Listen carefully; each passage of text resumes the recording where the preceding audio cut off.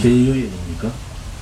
우리 한국보수연합 KCO 최영재 자율고 편집국장이 천안문 육사 천안문 사태에 대한 진실에 대한 팟캐스트 토론을 합니다. 이 토론을 여러분께서 잘 지켜보시고, 지금 시진핑 체제는 황제 체제로 바뀌었는데 문제는 시진핑 체제가 대단히 위험하다는 겁니다. 지금 미중전쟁, 무역전쟁 시작에 불과한데, 제가 지난번 때 한번 말씀드린 게 있습니다. 여러분 잘 기억하실 겁니다. 또 기억을 하셔야 됩니다. 지금 미국은 북한의 경제 제재, 이제 봉쇄까지 들어갈 거예요. 압박을 하고, 또 미중 무역 전쟁을 하는 것은 동북아에 있어서의 문재인이 얘기하는 새로운 국제 질서를 깨겠다는 겁니다. 문재인은 소위 말하는 빨간 사람들끼리 모여서 하자 이거 아니겠습니까? 중국 붉은 공산당, 러시아 공산당, 그 다음에 북한 노동당을 중심으로 한 3대 세습 정권, 또 대한민국에 남아있는 반미, 또 친중, 또한 친북 종북 세력들, 이 세력들이 모여가지고 새로운 한반도에서의 국제 질서를 만들고, 더 나아가면은 새로운 동북아에 있어서의 국제 질서를 만들겠다는 겁니다. 거기에서 미국이 칼을 들었다 이렇게 보시면 되고요. 그 칼은 바로 북한에 대한 경제 봉쇄, 경제 제재 압박을 통해서 김정은을 고사시키는 겁니다. 두 번째는 중국 공산당의 1대1로 정책을 도저히 묵과할 수 없다. 또 동서평이 주장했던 굴기의 얘기가 있어요. 굴기하지 마라. 이것을 시진핑이 전격적으로 깨버렸어요. 그래서 지금 중국 내부는 내전에 가까운 지금 중국 내부의 상황입니다. 실질적으로 반 시진핑 파와 시진핑 파들이 엄청난 싸움을 하고 있다. 또 하나는 미중 무역 전쟁에 의해서 그들의 경제 성장률이 6%대, 5%대까지 떨어질 가능성이 있습니다. 지금 6.5%대인데 5% 떨어지면은 중국은 못 견딥니다. 그래서 한편으로 보면은 미국이 동북아에 있어서의 권력제 편성을 하겠다, 이런 의도가 상당히 많다.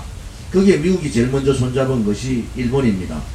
일본의 트럼프 대통령이 아베 총리하고 3일간에 걸친 미래라 그러죠. 미래. 일본 군함까지 올라가서 한국의 동해를 보고 일본해라고 얘기할 정도의 지금 일본, 미국 간의, 미일 간의 이 관계는 동북아 권력 재편, 또 이 동북아 형세에 엄청난 영향을 미치고 있다. 그런데 이 판을 읽지 못하고 문재인 좌파 독재 정권은 이 전체적인 세계적인 흐름을 보지 못하고 있다. 그것이 미국이 지금 대만을 국가로 부른 것이 30년이 만에 국가로 부른 거예요.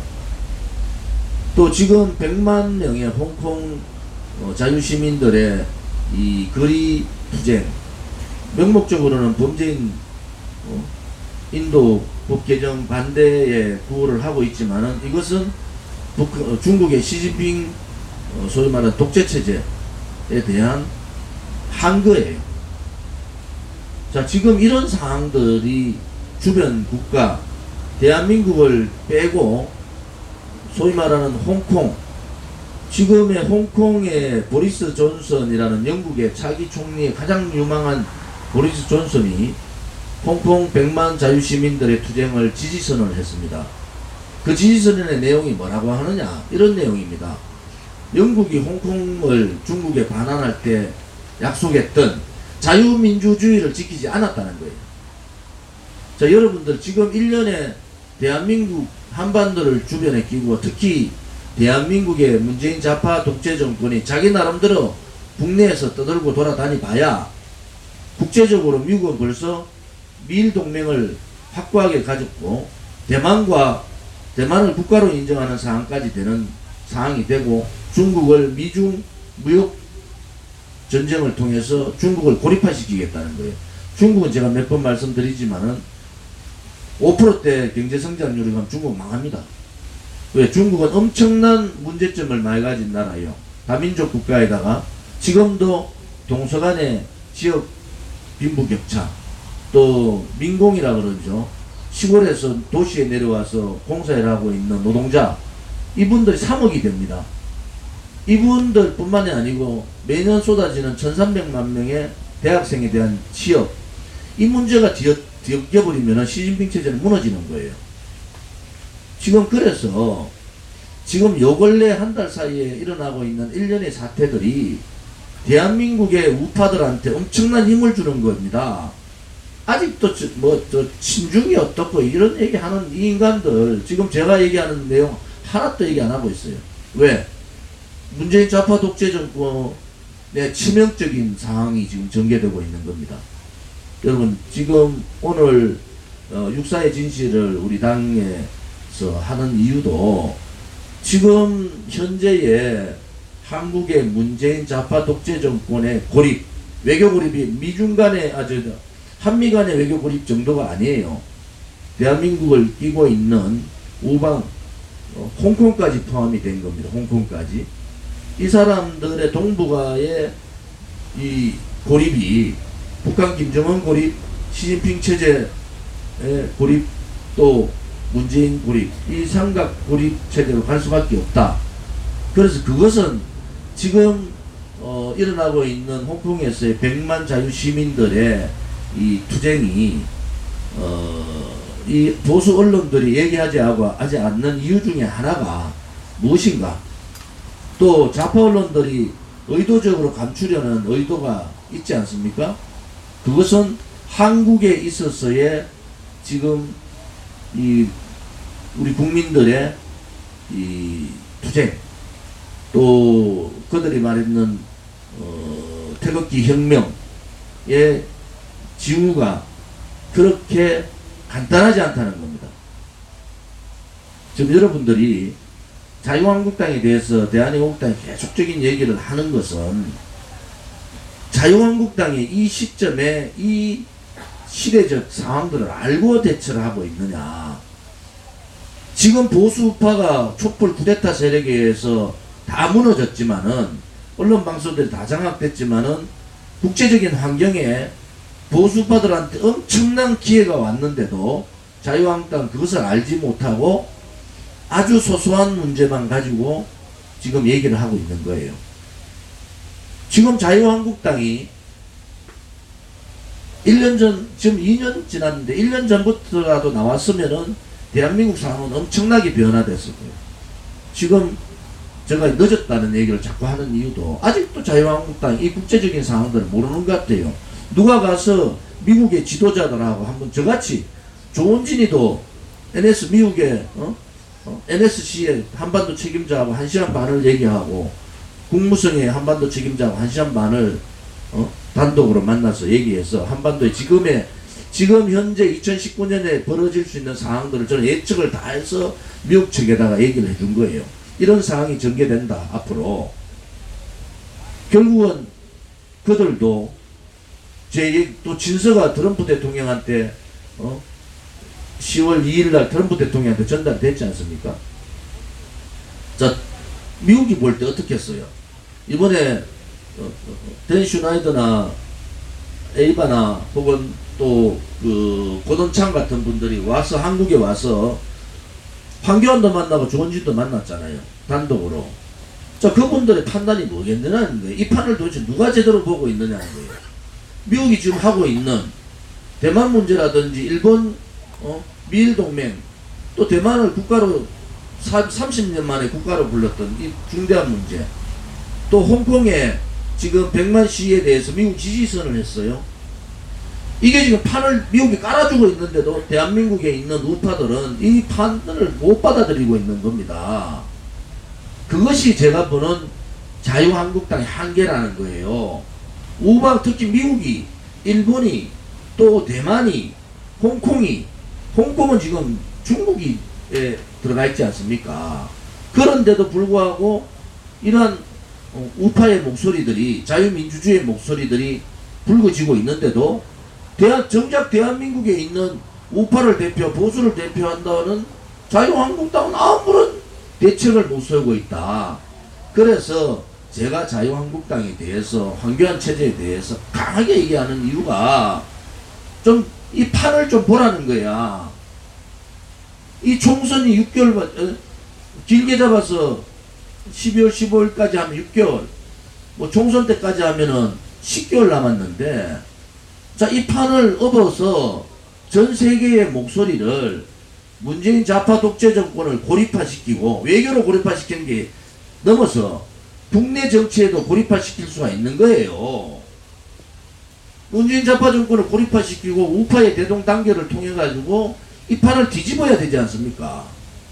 그런데 바깥에서 뒤집자고 하는 많은 목소리들을 다 눌러버리고, 대한애국당 같은 이 투쟁하고 행동하는 이러한 우파의 목소리를 귀담아 듣지 않고 나홀로 간다? 그것은 맞지 않다. 그래서 우리가 이 지금의 상황들을 정확하게 인식을 해야 된다. 정확하게. 지금은 갈라치기 간 거예요. 뭐 어떻게 갈라치기 갔느냐? 중국 공산당, 러시아는 자기들의 경제적인 문제 때문에 뒤로 빠져버렸어요. 중국 공산당하고 북한의 3대 세습 정권하고 문재인 좌파 독재 정권 삼각체제하고, 지금 미국, 일본의 아베, 그 다음에 홍콩, 대만, 이렇게 뭉쳐가지고 대한민국의 보수 우파의 움직임을 보기 위해서 이번에 보수 대연합의 대표자들이 한국을 찾아왔고, 고돈창도 한국에 와서 본 거예요. 그들의 결론이 뭐겠습니까? 자유한국당 황교안으로는 안 된다는 결론을 내린 겁니다. 지금 이 상황을 아직도 자유한국당 모르고 있다니. 그래서 제가 볼 때 답답한 거예요. 판을 한 대수 앞에를 지켜보고 있는 우리로 봐서는 자유한국당이 너무 어린애 같단 말이에요. 지금 이 전국에서. 그래서 이 판을 제대로 잡고 손에 다 쥐어졌는데도 그거를 못하고 있으면은 이것은 바보다. 그래서 그 기본이 뭐냐? 이 문재인 정권을 뒤집을 수 있는 방법은 탄핵이 잘못됐고 거짓이고 불법이라는 거예요. 여러분, 선거를 통해서 이길 수 있는 방법이 거의 없다고 보는 거예요. 저는 지금 아직도 자유한국당은 이렇게 국민들이 문재인에 대해서 욕하면은, 아니 내년 들어가서 3개월 동안을요, 언론, 좌파 방송 언론들이 막 대거 물량 공세합니다. 국민을 세뇌시키고. 그러다가 부품 가져오죠. 또 지금 허평환 대표 말씀드린 여러가지 대책들을 선거 관련 그런 거 하고 말이죠. 조작 여론 발표하고, 우리가 눈에 다 보이는, 입에다가 다 넣어줘도 자유한국당은 뭐가 뭔지도 모르고. 왜 모르는지 아십니까?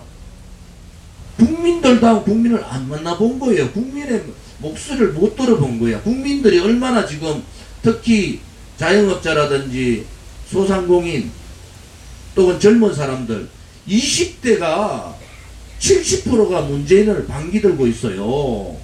이러한 절호의 촛불 쿠데타를 뒤집을 수 있는 기회를 그냥 반기하고 있는 자유한국당이 자격이 있느냐는 겁니다.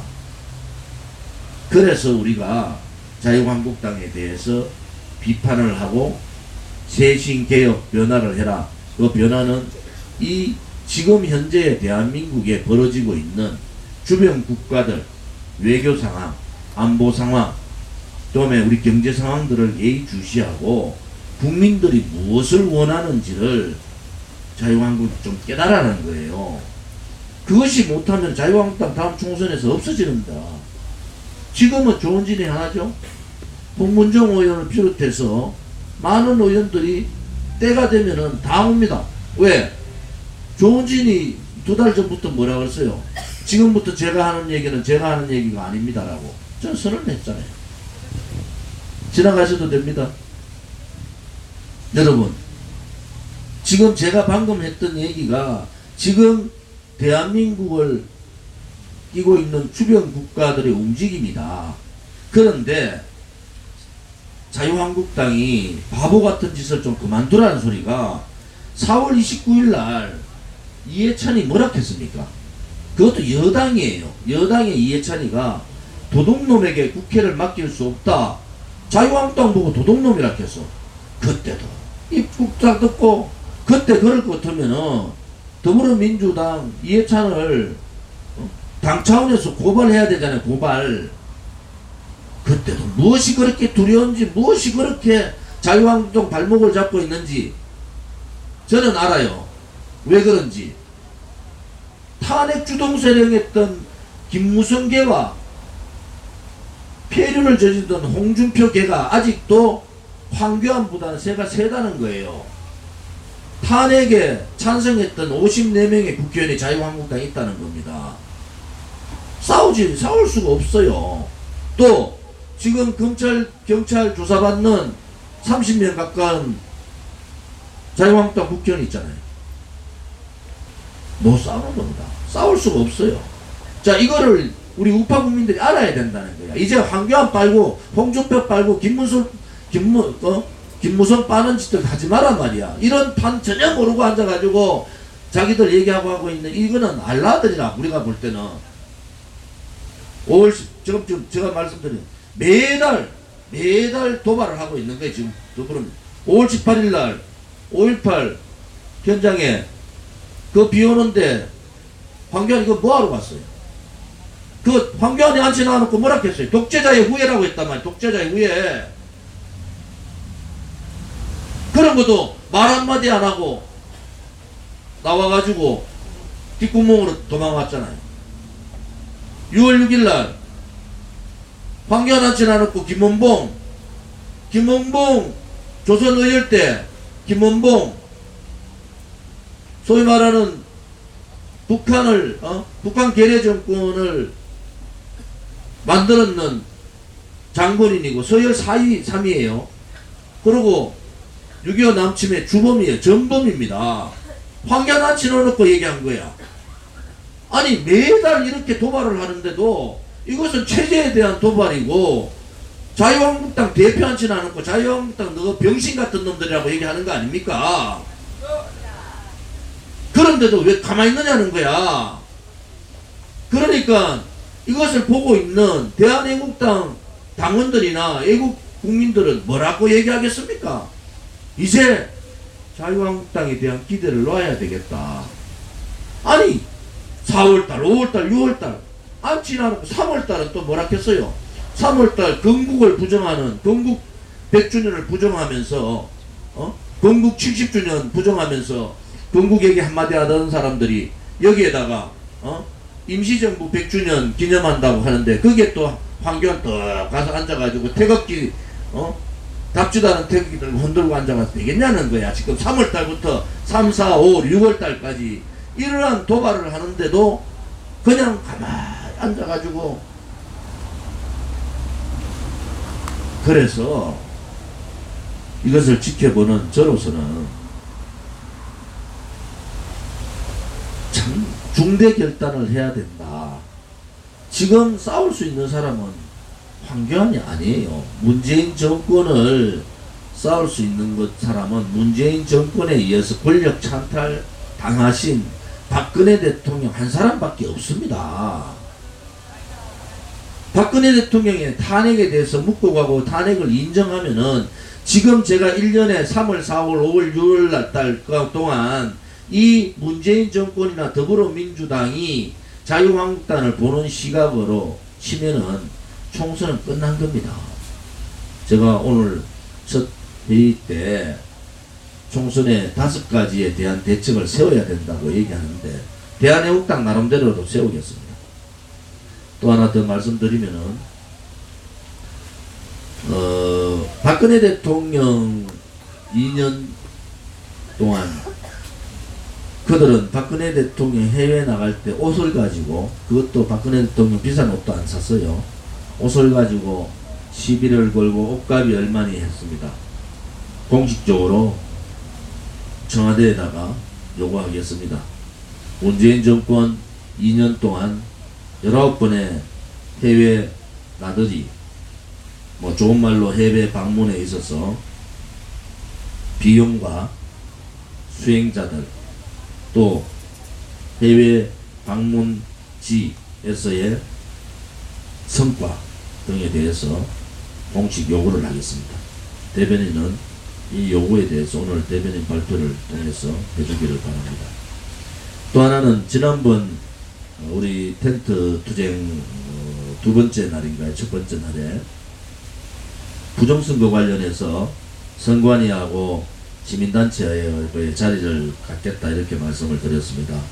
정창화 목사님이 속해 있는 단체와 다른 단체들이 빨리 의견 조율을 해서 날짜를 주시면은 선관위 책임자들하고 부정선거 관련 시민단체들하고의 간담회 자리를 마련하겠습니다. 제가 공식적으로 말씀을 드렸는데 아직까지 정창환 목사님에 대해서 오셨지만 나머지 단체들이 있는 걸로 알고 있습니다.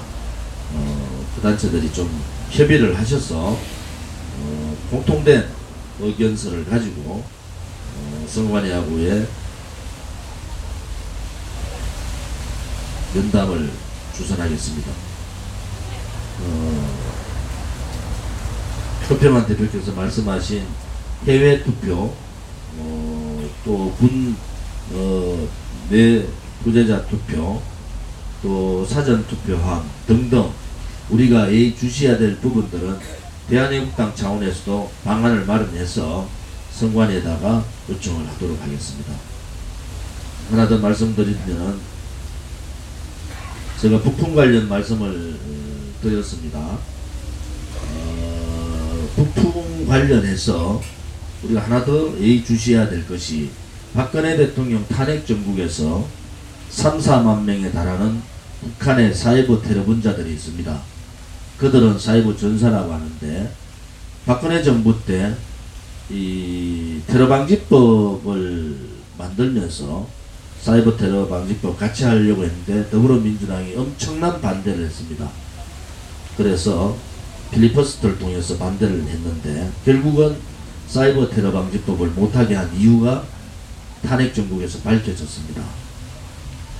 자, 이 북한의 사이버 테러 분자들 3만 명 가까이 됩니다. 이들이 지금 대한민국의 SNS를 장악하고 있습니다. 자, 여기에 대해서 어떻게 대처할까? 지금 국정원은 이분들 손을 다 놔버렸어요. 경찰도 손 다 놨어요. 자, 이거 방법을 지금 어떻게 해야 됩니까? 국회에서 찾아야 되는, 국회에서. 이 북풍에 직접적인 여론 조작을 할 수 있는 대한민국 헌법으로, 대한민국 법으로 통제할 수 없는 집단인들이 있는 겁니다.